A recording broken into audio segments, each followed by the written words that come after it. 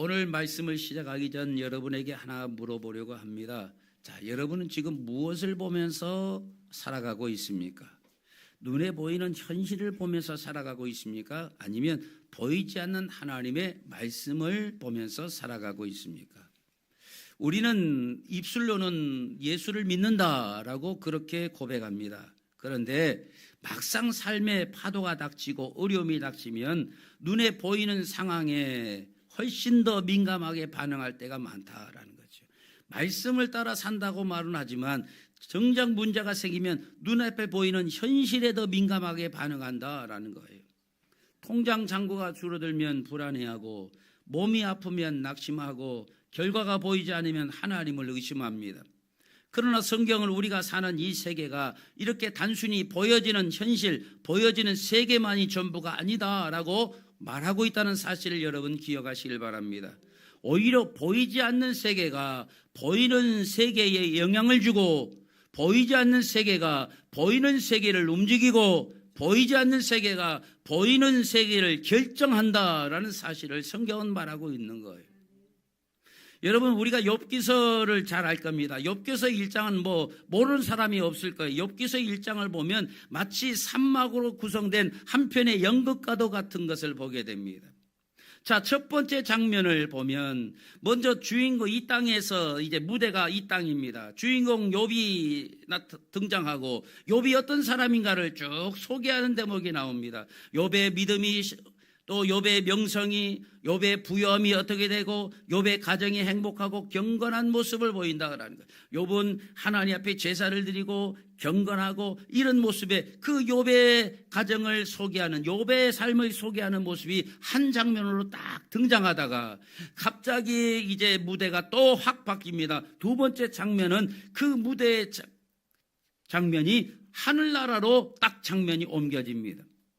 그리고 하늘의 장면에서 뭐가 펼쳐집니까? 하나님의 보좌가 펼쳐져 있고 하나님께서 이 욥을 마귀에게 자랑하는 장면이 나옵니다. 이 마귀는 그렇지 않다고 반박을 하지요. 그래서 결국 하늘에서 어떻게 합니까? 그 마귀의 생각대로 그 욥을 시험하는데 생명은 건들지 말아라 라고 하면 그 대화의 내용이 하늘에서 펼쳐지는 장면이 나오죠. 그리고 나서 또 장면이 확 바뀝니다. 세 번째 장면은 다시 땅의 장면으로 나타납니다. 이 땅에서 하루아침에 재산을 잃어버리고 자녀를 잃어버리는 비극적인 현실이 욥의 삶 가운데 나타나는 모습이 기록되어 있습니다. 자, 여기서 우리가 깨달아야 될 핵심은 이거예요. 자, 첫째 장면은 또 그리고 세 번째 장면은 이 땅에서 일어나는 일들이죠. 땅에서 욥이 부자로 살고 땅에서 욥이 행복하게 살고, 세 번째 장면은 땅에서 욥이 고난을 당하고 땅에서 욥이 그 자녀를 잃고 재산을 잃고 자신이 고통을 당하는 모습이 나옵니다. 자, 이 첫 번째 장면이나 세 번째 장면은 다 땅에서 일어나는 잘 되는 것과 못 되는 그 상황들이 펼쳐지죠. 그러나 두 번째 장면은 어떤 장면이라고 해서 하늘에서 펼쳐지는 장면, 하늘에서 일어나는 일, 이것은 보이지 않는 세계에서 일어난 일들입니다. 만일 눈에 보이는 이 두 번째 장면에서 일어난 일들을, 이 두 번째 장면 하늘에서 일어난 일들을 우리가 알지 못한다면 눈에 보이는 이 셋째 장면에서 왜 욥이 그런 일을 당하는지, 왜 욥이 그런 고통을 당해야 되는지 이해할 수 없을 거라고 말이죠. 왜냐하면 눈에 보이지 않는 둘째 이 장면에서 눈에 보이는 셋째 장면의 일들이 발생하게 된 그 원인을 설명하고 있기 때문에 그렇다라는 거예요. 여러분, 그렇습니다. 우리의 이 세상은요, 보이는 세계와 보이지 않는 세계로 이루어져 있다라는 거예요. 우리는 이 세상에서 보이는 세계에서 일어나는 이 땅의 일들이 우리는 이해가 되지 않을 때가 있어요. 왜 내가 이런 고난을 당해야 되는지, 왜 내가 이렇게 힘들고 어려운 삶을 살아야 되고 이런 고독과 외로움을 느껴야 되는지 우리는 알 수 없다고 말이죠. 그러나 우리가 두 번째 장면, 하늘에서 일어나는, 보이지 않는 세계에서 일어나는 그것을 우리가 알 수 있다면, 이 땅에서 일어난 모든 내 삶의 그 원인이 보이지 않는 세계의 원인이 있다라는 거예요. 여러분, 이 땅은 보이는 세계와 보이지 않는 이 보이는 세계는요, 보이지 않는 세계에 영향을 받게 되어 있습니다. 눈에 보이는 세계, 눈에 보이지 않는 세계, 물론 이 둘 다 중요합니다. 그러나 눈에 보이는 세계에서 일어난 일들의 원인, 그 대부분은 눈에 보이지 않는 세계에 그 원인이 있다는 사실을 알아야 할 것입니다. 여러분, 환자들이 겉으로 이 증상이 드러날 때에 병원을 찾게 됩니다. 거울을 봤더니 내 눈이 황달기가 막 노랗게 황달기가 생깁니다. 얼굴이 꺼무죽죽해집니다. 이상한데 내가 뭐 문제가 있나 보다. 안과 가서 안약을 집어넣고 얼굴이 검해지니까 얼굴이 하얗게 미백 치료를 받기 위해서 애를 쓰고 그러면 될까요? 안 될까요?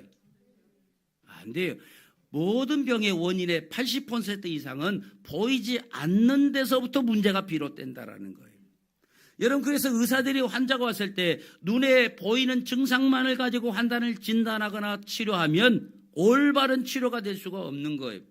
그래서 실력 있는 의사는 어떻게 합니까? 눈에 보이는 증상을 가져온 그 원인, 그 눈에 보이지 않는 그 원인을 찾아내고 그것을 눈에 보이지 않는 원인을 치료하는 의사가 진짜 실력 있는 의사라는 거예요. 여러분, 눈이 노랗게 변한다고 안과 가서 눈에 보이는 그 누런기만 없애면 됩니까? 그 왜 눈이 누런 황달기가 생기는가? 원인이 뭡니까? 간이 나쁘거나 그 간이 나빠서 얼굴이 시커매진다거나 그 원인을 찾아서 치료해야 된다고 말이죠. 여러분, 마찬가지입니다. 우리의 보이는 눈앞에 보이는 현실들이 있다고 말이죠. 그 현실이 힘들고 어려운 증상들, 현실들이 나타날 때 눈앞에 보이는 그 현실만 타개하려고 해서는 안 되고 그 현실을 만들어내게 된 보게 보이지 않는 세계를 먼저 알고 그 세계에서 원인을 찾아야 된다 그 말이에요. 그렇습니다. 이 세상의 모든 것은 보이는 차원이 있고 보이지 않는 차원이 있습니다. 보이는 차원은 보이지 않는 차원의 영향을 받는다라고 아까 말씀을 드렸죠. 그렇다고 해서 눈에 보이지 않는 영적인 세계만 중요하고 눈에 보이는 육적인 세계는 중요하지 않다 그 말이 아니에요. 둘 다 중요한데 근본적인 해결책이 어디에 있느냐 그걸 말하는 거예요. 뭐가 중요하가 아니라 근본적인 해결책이 어디에 있느냐를 말하는 거다 그 말이죠. 여러분, 오늘 우리 인생들도 마찬가지입니다. 우리의 인생의 배후에는 우리가 알지 못하고 보지 못하는 하나님의 세계가 있다라는 거예요. 그러므로 우리는 보이는 현실이 아니라 보이지 않는 영원한 세계로 우리의 관심과 시선을 옮겨야 될 줄로 믿습니다. 여러분, 믿음이라는 게 뭡니까? 믿음은 현실이 바뀌어져서 평안을 얻는 것이 믿음이 아니고 믿음은 보이지 않는 하나님의 세계를 보기 때문에 평안을 누리게 되는 것, 그게 믿음인 거예요. 믿음은 현실을 바꿔서 배고픈 현실을 바꾸고 가난한 현실을 바꾸고 통장 잔고를 채워서 환경을 바꿔서 평안을 얻는 것이 믿음이 아니고 그게 믿음의 주된 역할이 아니고 믿음은 보이지 않는 하나님의 세계를 보고 보이지 않는 하나님을 바라봄으로 거기서부터 얻어지는 평안, 이것이 믿음의 역사라 그 말이에요. 열왕기하 6장에 보면 이 아람 군대가 엘리사를 잡기 위해서 군대를 출동합니다. 왜냐하면 아람이 이 이스라엘 쳐들어올 때마다 이 어디서 조기경보 통제기가 이 적군의 그 침입을 알려주는 거예요.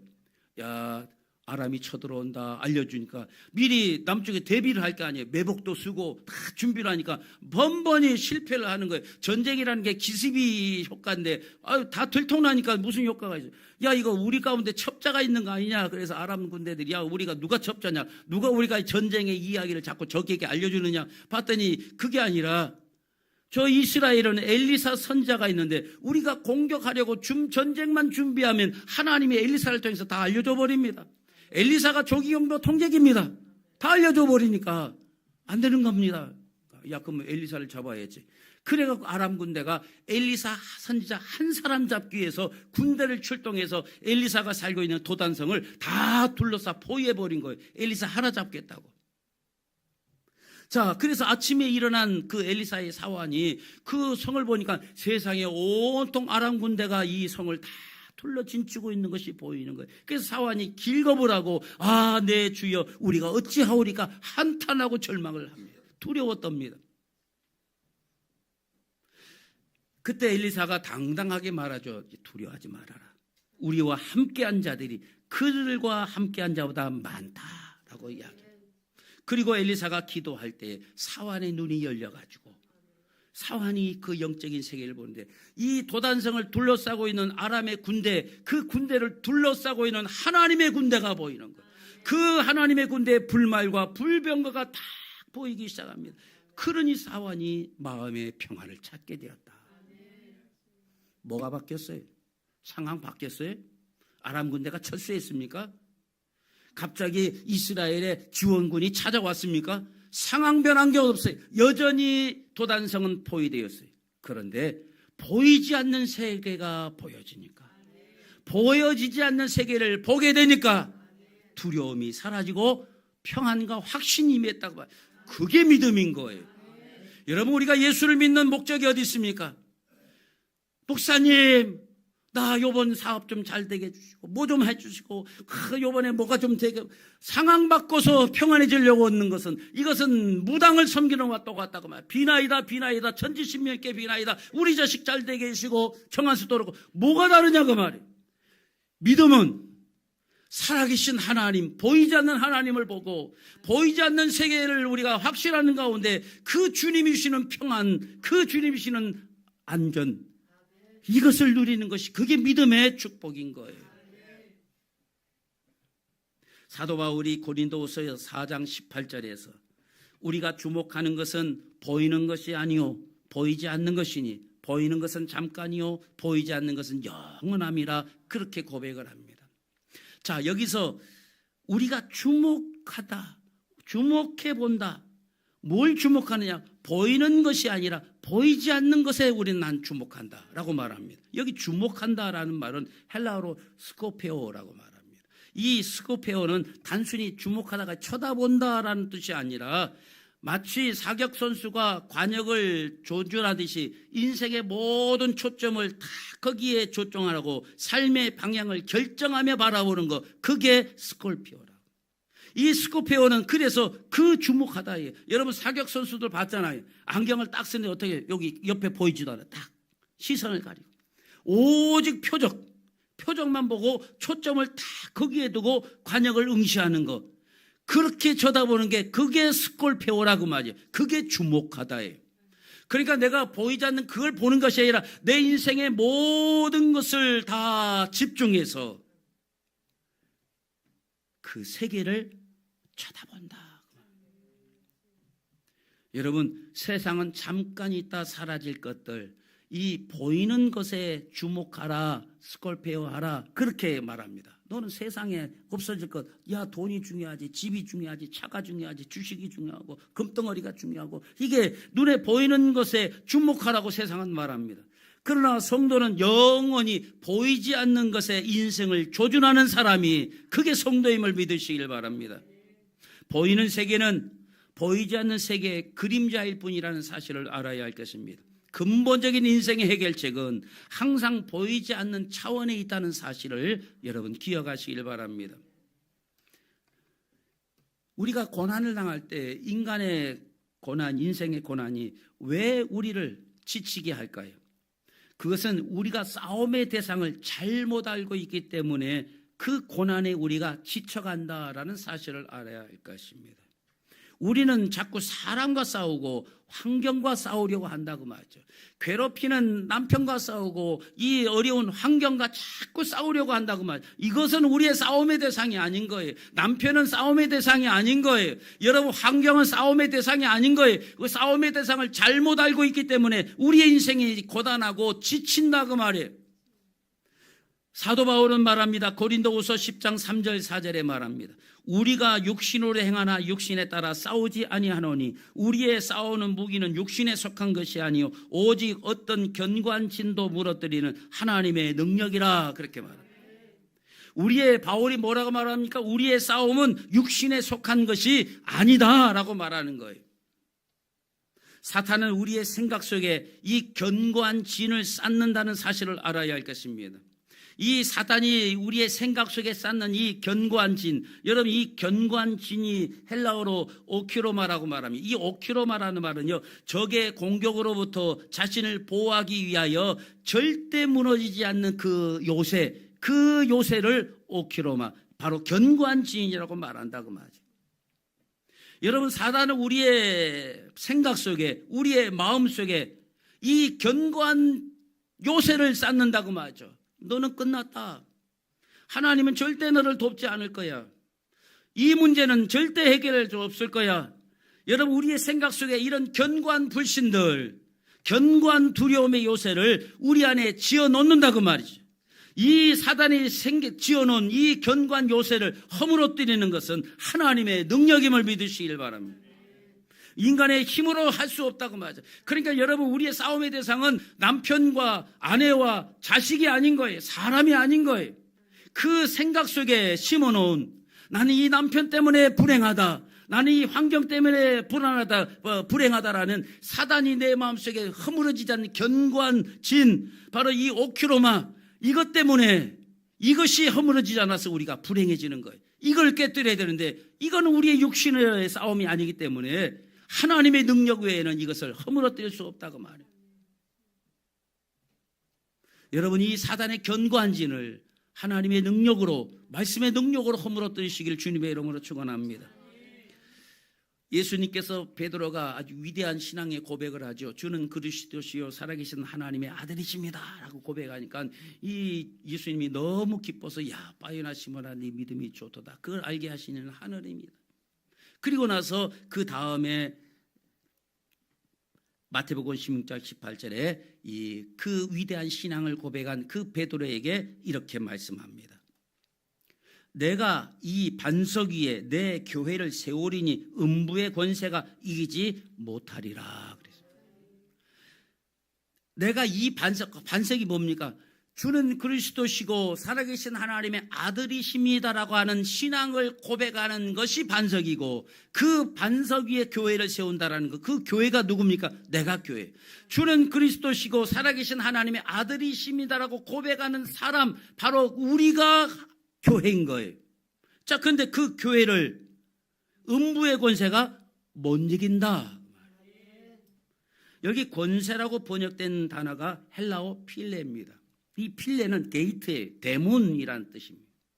그래서 성경책에 보면 여러분 마태복음 16장 18절을 직접 찾아서 진짜 그런지 아닌지 한번 보세요. 여기 보면 권세라는 단어가 있고 거기에 조그맣게 관주가 붙어서 이하고 동그라미 이렇게 쳐져 있어요. 그리고 그 동그라미 밑에 보면 이 아래 그 관주가 있는데 거기 보면 이를 아래 보면 대문이라고 표해 있어요. 그러니까 어떤 이 대문이라는 단어는 헬라어로 권세라는 단어가 헬라어로 대문이라고 번역해도 된다 그 말이에요. 그 관주가 붙어 있는 거예요. 여러분, 대문이 바로 사탄의 이 음부의 대문.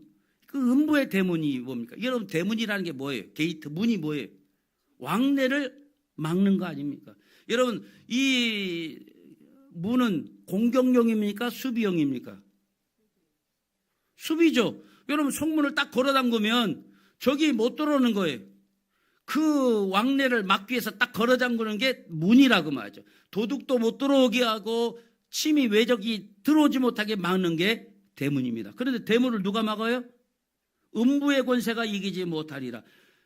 사단의 대문 누가 걸어 잠궜다? 사단이 걸어 잠근다고. 왜 걸어 잠글까요? 교회가 침입해 들어올까, 교회가 공격해 올까 봐. 그래 대문을 걸어 잠그는 거예요. 여러분 아시겠습니까? 누가 못 들어오게 가로막는다?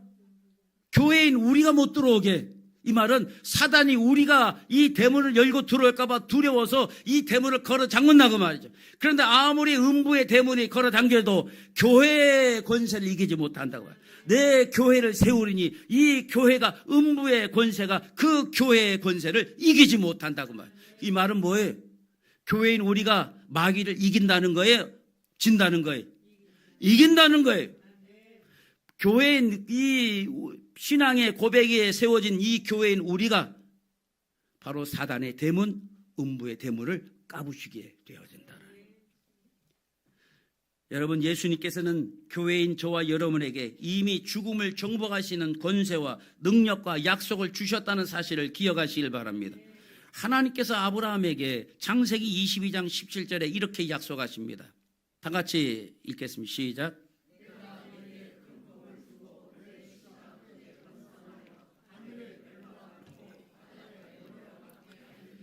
네, 씨가 그 대적의 성문을 차지. 할렐루야.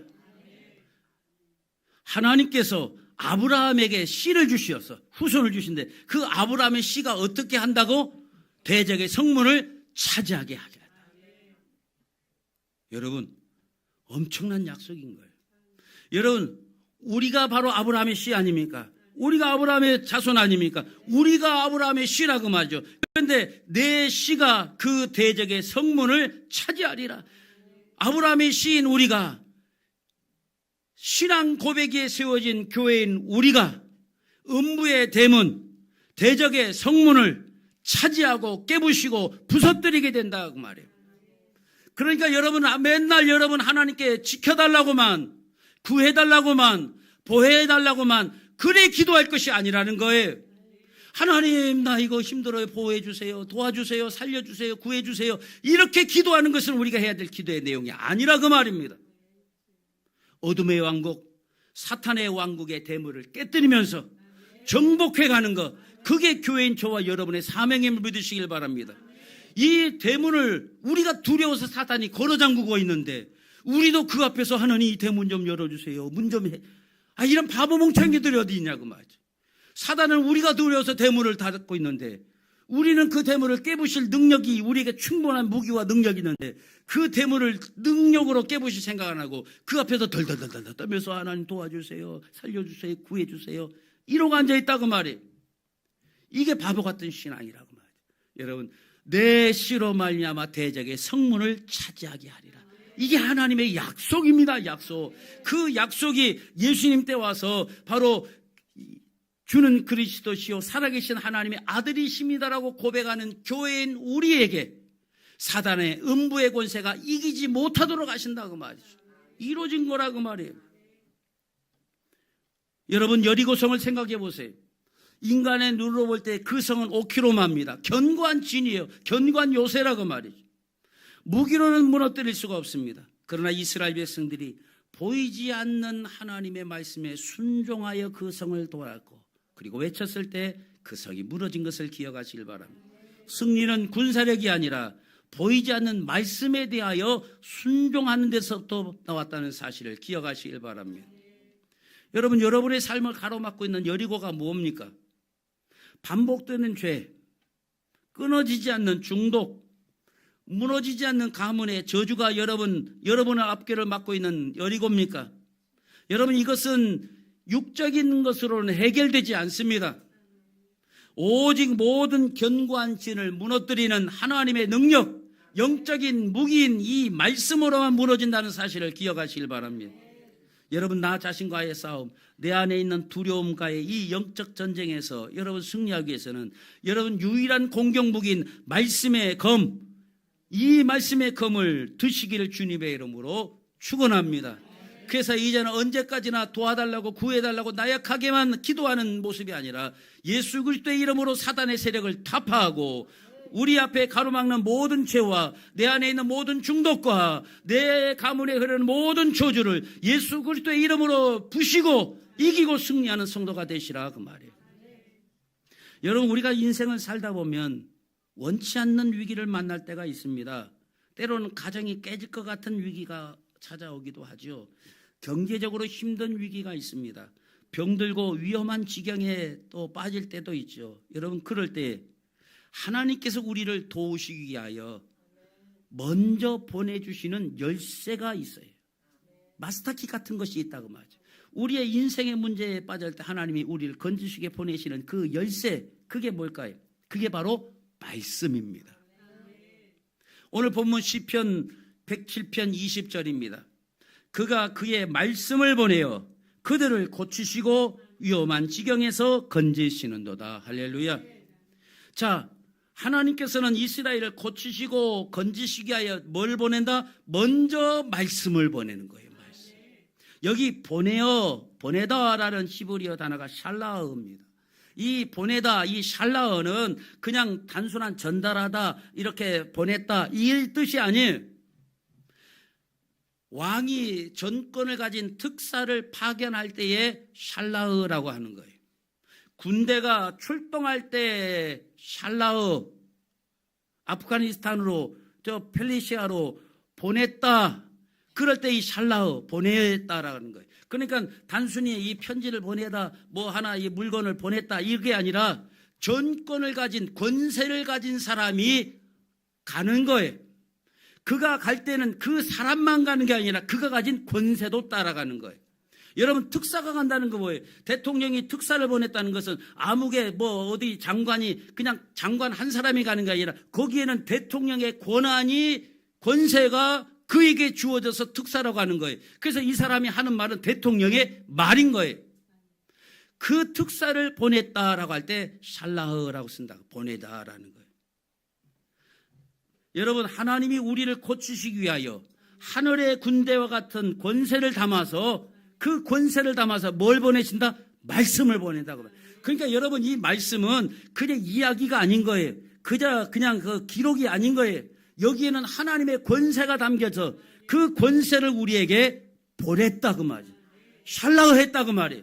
그러니까 여러분 이 말씀은 그 말씀 속에는 뭐예요? 하나님의 권세가 담겨져 있는 거예요. 또 여기 보면 그들을 고치시고라 이 히브리어가 라파, 우리가 잘 알죠. 여호와 라파, 하나님이 우리를 고치시고 치료하신다. 이 라파는 이 뭐 우리가 일시적인 완화, 일시적인 치료가 아닙니다. 완전한 회복을 말하고 있는 거예요. 그러니까 하나님이 우리에게 말씀을 보내서 우리의 영혼을 라파하신다고, 완벽하게 회복하신다. 그 결과로 우리의 육체도 우리의 환경까지도 하나님이 라파하시는 것을 믿으시길 바랍니다. 완전한 회복을 주신다는 거예요. 여러분 백부장의 믿음을 아십니까?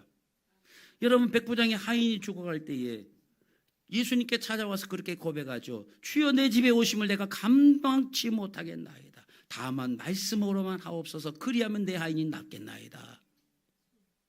여러분 백부장이 말씀으로만 하옵소서라고 말합니다. 백부장은 이 말씀이 하나님의 그 파견된 권세가 담겨진 살라흐라는 사실을 알았다 그 말이죠. 주님의 말은 그냥 이야기가 아니라 거기에 권세가 담겨진 샬라흐라 그 말이죠.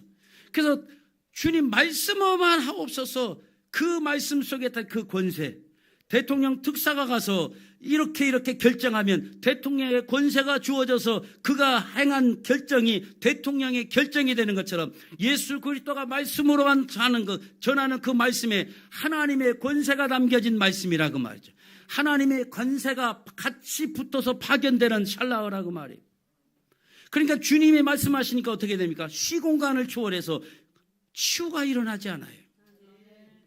여러분 하나님은 치료하실 때, 회복하실 때, 고치실 때 먼저 말씀을 보내십니다. 건지실 때도 말씀을 먼저 보내시는 거예요. 왜 그럴까요? 요한복음 1장 1절의 말씀은 하나님의 말씀은 하나님이라고 말씀하고 있습니다. 말씀에는 창조의 능력이 있다는 사실을 기억하시길 바랍니다. 그래서 여러분 우리 광명교회 성도들 가운데 목사님 말씀이 들려요라고 한 사람은 다 회복돼요. 다 변화됐어요.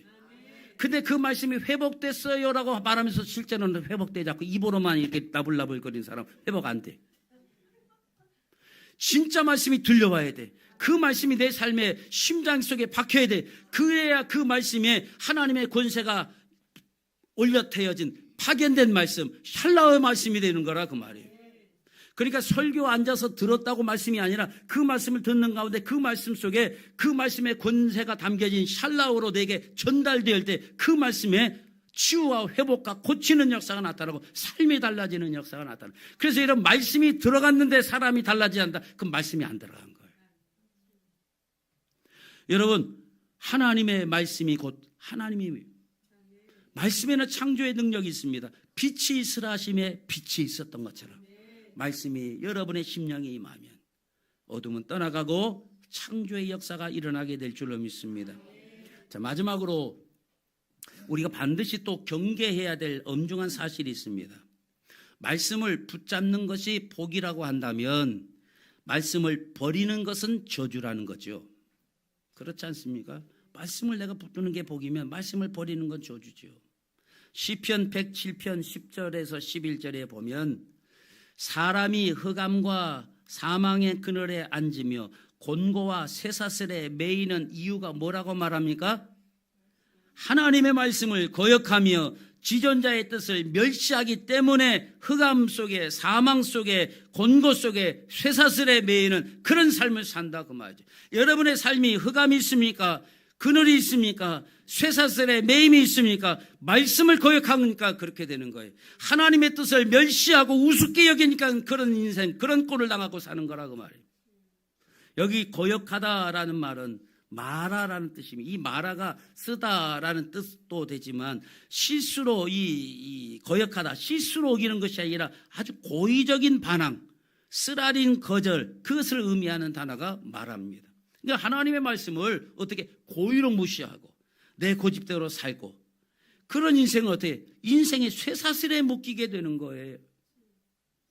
여러분 그 비극적인 예가 사울 아닙니까? 사울왕. 사무엘상 15장 3절에 하나님은 사울에게 아말렉을 진멸하라고 하는 명확한 명령을 주셨어요. 하나님은 두리뭉실하게 명령하지 않아요. 명확하게 이 아말렉의 사람과 짐승과 모든 것을 진멸하라고 얘기했어요. 자, 그런데 사울은 어떻게 합니까? 눈에 보인 좋은 양과 소를 남겨뒀죠. 왜 그렇게 했느냐 그랬더니 하나님께 제사하려고 남겼습니다. 핑계가 좋죠. 항상 핑계하는 사람이 문제예요. 하나님께 제사하려고 그런 거예요. 그런데 하나님 뭐예요? 내가 언제 너 제사하라고 남기라고 했냐? 다 진멸하라고 했지. 사람이든 짐승이든 뭐든지 다 진멸. 하나님의 말씀은 명확하게 우리에게 주어집니다. 명확하게 주어진데 우리는 자꾸 나 실수로 그 말씀 못 따랐다. 내가 힘들어서 피곤해서 뭐 어쩌고 저쩌고 자꾸 핑계를 댄다 그 말이죠. 여러분 내가 90%는 하나님 말씀에 순종했어도 10% 불순종하면 그건 순종입니까 불순종입니까? 불순종인 거예요. 하나님은 우리에게 말씀을 완벽하게 보내 철저하게 하나님의 뜻을 우리에게 보여주신다 그 말이죠. 이 말씀을 고의로 무시하니까 어떻게 되냐? 영적인 쇠사슬에 매이게 되는 거예요.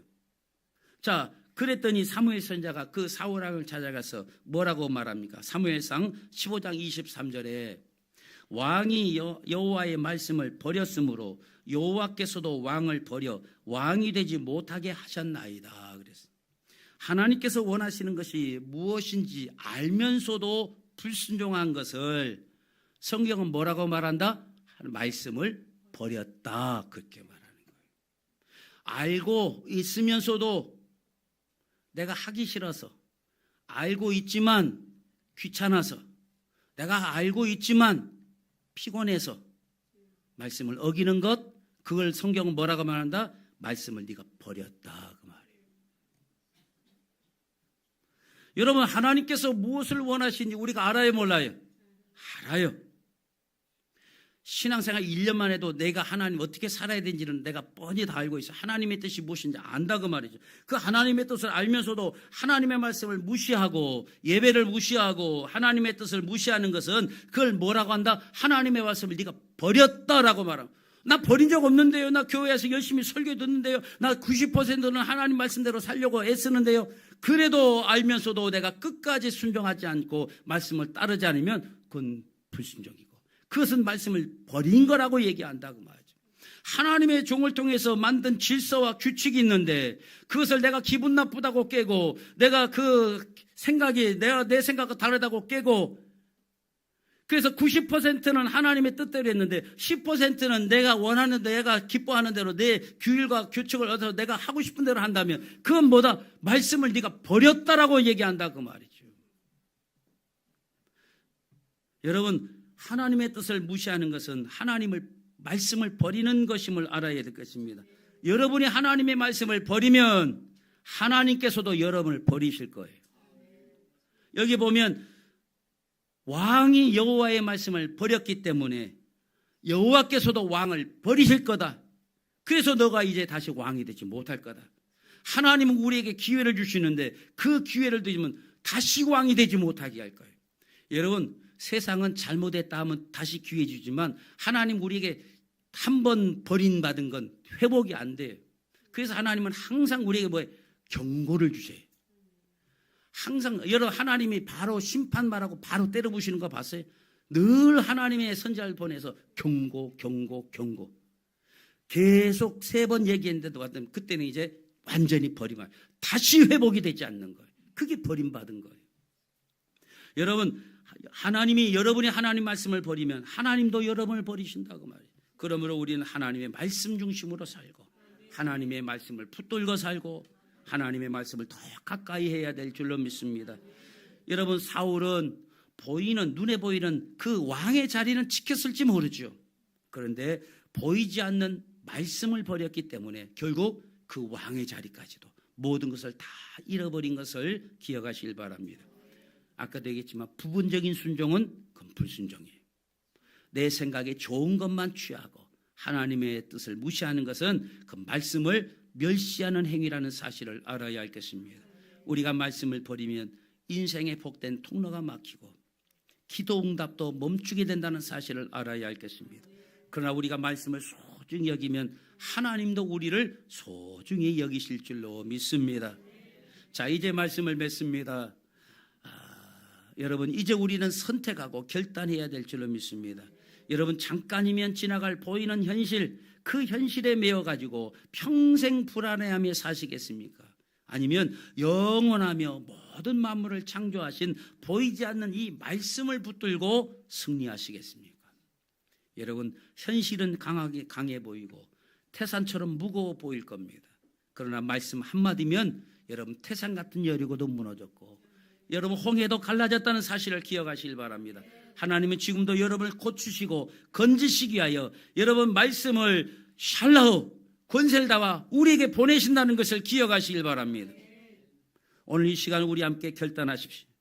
이제 하나님, 내가 이제 눈에 보이는 상황에 일희일비하지 않겠습니다. 내 생각과 고집 내려놓고 하나님이 보내신 이 말씀, 이 하나님이 파견한 말씀, 이 권세를 다와 파견한 이 말씀을 내가 샬라우 내 인생의 열쇠로 내가 붙잡겠습니다. 말씀이 가라 하면 가고 말씀이 서라 하면 내가 서겠습니다. 여러분, 결단하시길 바랍니다. 보이는 현실은 변할지라도 하나님의 말씀은 1.1핵도 변하지 않고 반드시 이루어 주실 겁니다.